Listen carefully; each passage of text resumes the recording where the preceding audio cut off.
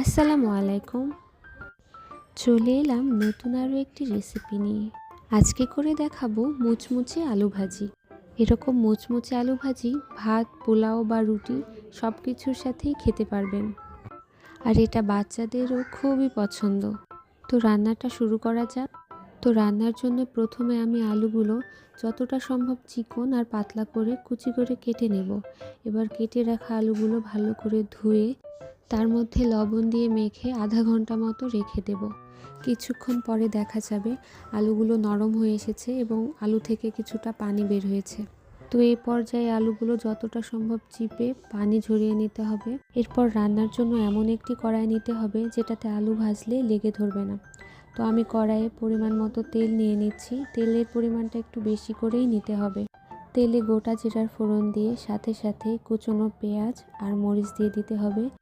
তারপর পরে দিয়ে দিতে হবে চিপে রাখা আলুগুলো ভালো মতো নেড়ে চেড়ে জট ছাড়িয়ে নিতে হবে।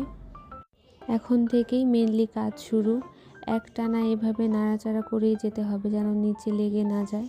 আর রান্নাটা যেহেতু সম্পূর্ণ পানি ছাড়া হবে, একটু তেল বেশি করে দিলেই ভালো। এ পর্যায়ে আমি দিয়ে দেব সামান্য পরিমাণে হলুদেরও বেশি দরকার নেই, অল্পতেই হয়ে যাবে। অনবরত নাড়তে থাকতে হবে। চুলার আঁচ মিডিয়াম থেকে লো থাকবে আর আলুগুলো এভাবে নাড়তে থাকতে হবে। নাড়তে নাড়তে এক পর্যায়ে দেখা যাবে আলুগুলো একটু জট পাকিয়ে আসছে। তো যারা একটু নরম আলু খেতে পছন্দ করেন তারা এরকম জট পাকিয়ে আসার পরে নামিয়ে ফেলতে পারেন। আর যাদের একটু ক্রিস্পি পছন্দ চানাচুরের মতো, তারা আর একটু ভেজে নেবেন। এটা সম্পূর্ণ নিজের টেস্ট অনুযায়ী। তো আমার আলু ভাজি করা প্রায় শেষ। আমাদের বাসার সবার একদম মুচমুচে চানাচুরের মতোটা পছন্দ, তাই জন্য আমি বেশি করে ভেজে নিচ্ছি। একদম ঝুরঝুরা হয়ে গিয়েছে।